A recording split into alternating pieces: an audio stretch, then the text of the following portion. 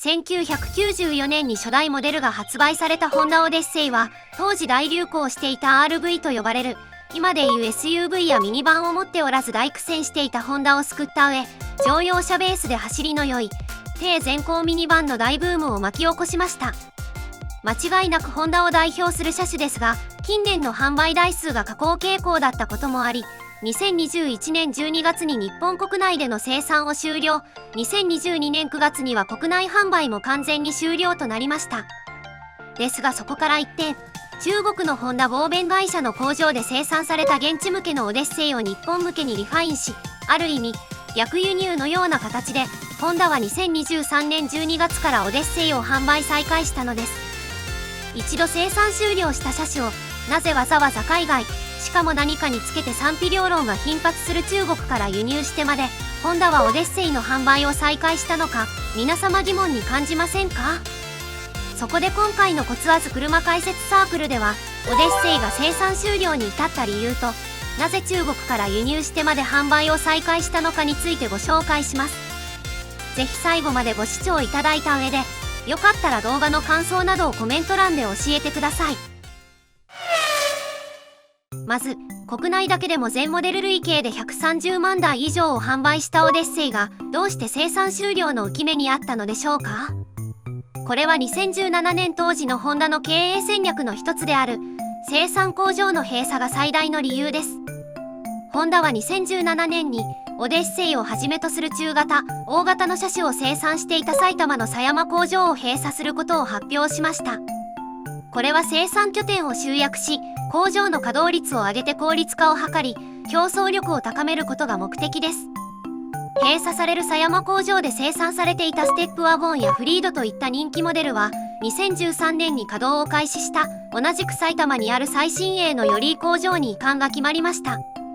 ですが狭山工場で生産されていたオデッセイ、レジェンド、クラリティの3車種に関しては、寄居工場の設備の問題から移管が難しいという理由で生産と販売を終了する予定になったのです。ちなみに生産終了が発表されたこの3台は、デビューしてから7年目で古さが気になるオデッセイ、国内メーカーのフラッグシップセダンの中では存在感薄めのレジェンド、そして燃料電池車という特殊なクラリティと、明らかにリストラ対象となりそうなオーラを放つラインナップです。生産拠点の集約化という大義名分のもと、渡りに船と言わんばかりに、生産終了という戦力外通告を突きつけられたのが実際のところではないでしょうか。とはいえこの3車種の中でオデッセイはネームバリューも実績も豊富で、それなりに今後の販売も見込める車種であり、フルモデルチェンジを行うなり、設備投資をしてでも国内で生産販売を継続するといった方法はあったはずです。ですが当時のホンダは販売店やユーザーのオデッセイをなくすなという声には耳を貸さず、バッサリ切りました。工場閉鎖の発表と同時に行ったホンダらしい商品を作る戦略を整え、収益性向上とブランド力を強化するという戦略のため、もっと売れる車に力を入れてホンダらしさをキープしながら儲かるようにしていきましょうというお題目の犠牲となったのです。2020年には外観デザインを大きく変えたマイナーチェンジを受け、販売も持ち直し始めたオデッセイでしたが、ホンダグループ全体の経営戦略により、その歴史に一度幕を下ろすことになったのです。ところでホンダはオデッセイの終了で空いたポジションをどのような形で埋めることにしたのでしょうか？このオデッセイのポジションを埋める役割を担わされた車こそ、2022年発売の現行型6代目ステップワゴンだったのです。アルファード&ベルファイアのトヨタ一強状態になっている L クラスミニバンカテゴリーにおいて、ホンダはオデッセイを存続させるより、販売台数が見込める M クラスミニバンでオデッセイと型を並べるほどのブランド力を持つステップワゴンに高級路線のグレードを設け、これまでオデッセイが担ってきたホンダの大型ミニバンの役目を務めさせようとしたのです。そうすることによってホンダは車種ラインナップの集約化を図ろうとしたのです。既存のオデッセイユーザーをステップワゴンに移行させたいというホンダの狙いは販売サイドにもきっちり落とし込まれていたようで、実際に5代目オデッセイの乗り換えを2022年に検討した際、ディーラーのセールス担当から新型ステップワゴンへの乗り換えを強く勧められたという実話もあります。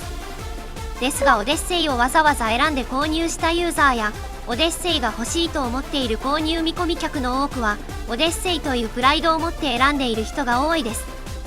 というかホンダでいうとシビックタイプ R などがそうですが、オデッセイという車そのものに対しての根強いファンが多数いるのです。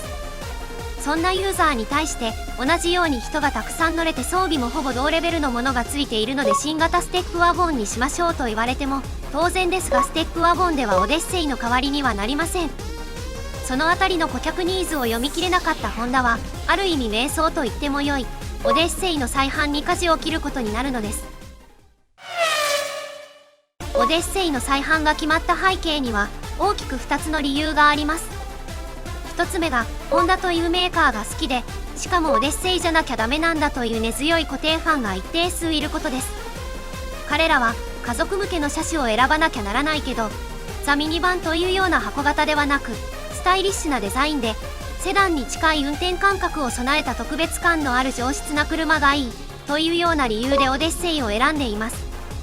しかもオデッセイを選ぶユーザーは歴代のホンダ車を乗り継いでいたり、オデッセイからオデッセイに乗り換えていたりするコアなファンが数多くいるのも特徴です。オデッセイとステップワゴンでは車種を形作っている世界観も違えば客層も全く異なるのです。このことは再販されたオデッセイの商品企画担当の長坂氏も会見で話していて、ステップワゴンではオデッセイの受け皿にはならず、販売現場からもステップワゴンへの代替につながらなくて困っているという声がありました。オデッセイがリストラされたままだとホンダにとっての上得意客を失ってしまう可能性があったのです。再販が決まったもう一つの理由はオデッセイをやめてしまうことでホンダから高級志向の高額車種の国内ラインナップが一切なくなることに対しての危機感です。販売台数を競うような量販車種ではないものの、レジェンドやクラリティ、アメリカ生産の逆輸入車ですが2代目 NSX といった各ジャンルでのイメージリーダー的存在となる高額車はオデッセイとほぼ同時期に販売を終えています。ちなみに車体価格495万円のピュア EV であるホンダ E も2024年1月での生産終了を発表しています。この4台に加えオデッセイまでなくなってしまうとホンダに残されるのは中小型モデルで車両価格が400万円以下の車種ばかりとなり、そもそも NBOX やフィット、フリードといった小型車だけが売れまくっているメーカーというイメージがさらに定着してしまいます。大衆向けの車種だけを売っていて高級路線の高額車は全く用意していないメーカーというイメージがつくことを危惧したホンダはブランドイメージの低下を嫌って高額車種のオデッセイを再販することを決めたのです。このイメージリーダー的車種の存在はそのメーカーのブランドイメージに大きな影響をもたらします。国内最高峰レースのスーパー GT にスープラや Z で参戦しているトヨタや日産に対し NSX なき今シビックタイプ R で参戦しているホンダ陣営を見ると正直違和感を覚える人が多いのが何よりの証拠です。確かにシビックタイプ R は500万円近い高額車ですが、シビックというモデルはそもそも一般大衆向けの車種です。タイプ R というグレードが特別な存在なだけで車種そのものは高級路線高価格帯のモデルではありません。極論、売れる売れないで判断するのではなく選択肢としてそのメーカーを象徴するような車種をちゃんと売り続けていることがそのメーカーのイメージを作るのには大切なのです。再販に至ったこの2つの理由は実際にホンダ側でも理解していて、実はホンダもオデッセイをやめたくなかったことが伺えます。ですが両方の理由に共通して言えるのは販売台数を大して見込めないという悲しい現実です。ホンダのコアなファンやホンダの高額車をわざわざ買ってくれるような高所得者はトヨタや日産に比べるとそう多くないため数は正直なところ期待できないのです。もちろん自動車作りはビジネスなので利益にならず将来の見込みもさほどない車種を新しく開発して市場に投入するような危険な賭けはしません。乱暴な言い方をすれば大して売れないのは分かっているけど選択肢として用意しておくことが重要なのでなくすわけにもいかないといったところでしょう。そこでホンダが出した答えが国内で生産終了した5代目オデッセイとほとんど同じ作りであり、中国合弁会社にて今も生産されているオデッセイを日本向けに仕立て直して輸入すればコスト面でも販売台数的にも帳尻が合うはずという結論なのです。こんな経緯があった上で2023年12月に再販が始まった中国の後期ホンダが生産するオデッセイですが、それまでの狭山工場製のオデッセイと具体的には何が違うのでしょうか。一見ほとんど変わっていないように見えますが、個性を出すことと上質感の演出をポイントに、いくつかの箇所が日本仕様向けに最適化されています。ラインナップはハイブリッドの FF、キャプテンシートの7人乗り仕様のみで、装備の違いによる3グレードのシンプルな構成に集約されました。外観では日本仕様専用のフロントグリルが用意されたことが一番の特徴ですが、中国でも同じように用意されているブラックエディションという最上級グレードでは、アルファードやベルファイアとは方向性の全く違う丸っこさを強く感じさせるブラッククロームのフロントグリル、ブラックスモークのテールレンズにマットブラック塗装のアルミホイールが採用されています。このグレードの見た目のインパクトは結構大きく、好みははっきり分かれそうですが、好きな人には間違いなく刺さる仕様となっています。内装では国内モデルでも評価が高かった2列目シート、中国仕様と同じ電動オットマン&リクライニング、シートヒーター、センターテーブル&左右席独立ミニテーブル、そして足元の USB ポートを備えたより豪華な仕様へとアップグレードされているのが大きな変更点です。またシフトレバーがなくなり、スイッチ式のエレクトリックギアセレクターになったのも見逃せません。国内生産最終モデルの特徴だった開けボマ式スライドドアとも言うべきジェスチャーコントロールパワースライドドアは廃止されたものの、グレードによっては本革シートやパワーテールゲートも装備され、より高級路線にシフトしています。もちろん安全装備も最新版にアップデートされています。新しく近距離衝突軽減ブレーキとオートハイビーム、急アクセル抑制機能が追加されており、さらにフロントカメラの広角化で衝突軽減ブレーキの検知対象を拡大、新たに交差車両、右折時の対向車、横断自転車、二輪車、夜間の歩行者の検知もできるようになっています。他にも車載通信モジュールのホンダコネクトを採用し、スマホを使ってのリモートによるエアコン操作や車内で使える Wi-Fi などソフト面でも進化しています。ですがこれらの装備の充実と高級化路線により、価格はサイレンカグレードでも480万400円、トップグレードでは516万4500円と立派な高額車となっています。ホンダの狙い通り、明らかにターゲットを高所得者層向けにしてきたことが感じられるでしょう。ところで皆様が最も気になるのは、中国製って実際のところどうなのという点でしょう。今や身の回りの生活用品をはじめ iPhone や隠し家電など、ありとあらゆるメイドインチャイナ製品に囲まれた生活を送っている日本人ですが、命を預ける存在であり、さらに人生で指折りの高い買い物となる自動車ともなると、本音はできれば日本製が良いなと思っているのではないでしょうか。批判を承知で言うなら、中国のイメージといえば事故を起こした高速鉄道の車両を埋めたり、陥没した道路を被害者救済を後回しにして埋めたりと、人命よりメンツ重視といった印象を受けるような悪いイメージが根強いていて、本当に中国製の車は大丈夫なのか不安を感じるのは理解できます。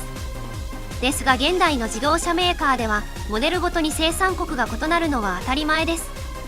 確かに国産車として中国生産の車両を輸入して販売するのはほぼ日本初の試みです。しかし他に目を向けてみると、例えば EV の最先端を行くテスラの量販車種であるモデル3は当初のアメリカ本国生産から中国生産に切り替わっています。そしてボルボやシトロエンの最上級セダンである S90 や DS9 もあまり知られていませんが、今では本国向けを含め全世界向けの全ての生産者が中国製だったりします。もちろんホンダ内でもアコードはタイ製、 NSX はアメリカ製でした。さらにスーパーカブも一時期は中国生産車を輸入して販売していました。日本人は世界的に見てもどこで作っているのかを重要視する傾向がとても強い民族らしいですが、世界的に見るともはやそこにこだわりすぎるのは時代に取り残されて一人負けする原因になりかねません。動画の前半でお話ししたホンダらしい商品を作る戦略を整え、収益性向上とブランド力を強化するためには生産拠点を集約して工場の稼働率を上げて効率化を図るしかありません。日本で生産しても採算が合わないオデッセイのような車種は他の地域で生産した完成車を持ってくるのが今のグローバルな社会で自動車メーカーが生き残るためには最良の方法なのです。しかも輸送に便利なお隣の中国でそれまで日本で作っていたのとほぼ同じモデルが生産されているなら、これを少し変えて持ってくるのが最も効率が良さそうなのは誰でも理解できるはずです。気になる品質に関しては、日本を代表する企業であるホンダの看板を背負って販売する以上問題ないでしょうし、そもそも自動車は作る側も大事ですが、それ以上にアフターフォローを担当する売る側の対応の方が重要だったりします。全国に数多くの販売店を持つホンダなら、万が一何かあっても不安や心配は最小限で済むはずです。中国という国に対してのイメージはそう簡単に変えられないかもしれませんが、逆に言えばそんなイメージというとても曖昧で主観的な色眼鏡を外せば、中国製のオデッセイだからといって敬遠する理由などこれっぽっちもないのです。ここまで一度生産終了したのに中国から輸入してまで再販したオデッセイについて解説してきました。この動画をここまで見てくれたあなたは、ホンダというメーカーが好きで、オデッセイというブランドも大好きな方ではないでしょうか。さらに言うなら、メッキギラギラでオラついた顔つきの背が高くて箱型の車が嫌いな方や、たとえミニバンの運転手役でも運転する楽しさは諦めたくないパパさん、たくさん乗れるミニバンでもスタイリッシュなデザインは譲れないこだわりのある人、ミニバンを選ぶのは避けられないけど車好きとして自分の主張も通したいというこのような人たちにとっては、最新モデルのオデッセイがたとえ中国製になって本音で言うとちょっと抵抗感があったとしても、冷静に考えたら他に変わる存在などない一台のはずです。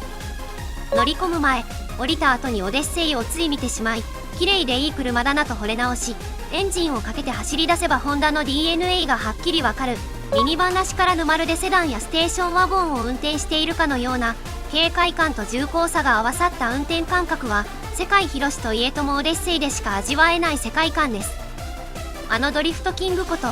土屋圭一氏が普段使いのマイカーの一つに選んで乗っているのも納得できます。ちなみにホンダは昔から良くも悪くも迷走しがちなメーカーです。一度生産終了したのに再販したケースは最近では S660 をはじめ、過去には1980年代の CBX というバイクでも前例があります。5代目オデッセイが気になる方は、生産国がどこかという問題を気にしている場合ではなく、再販したオデッセイが今度こそ本当に生産終了してしまう前に買っておくべきなのではないでしょうか。今回の動画は以上になります。動画が良かったと思った方は、ぜひ評価ボタン、コメントをお願いします。またコツアズ車解説サークルでは、今後も継続的に車に関する様々な気になる情報を動画にして発信していきます。チャンネル登録をしていただくことによって、最新の動画がいち早く見れるようになりますので、ぜひ登録ボタンを押してください。それでは、ご視聴ありがとうございました。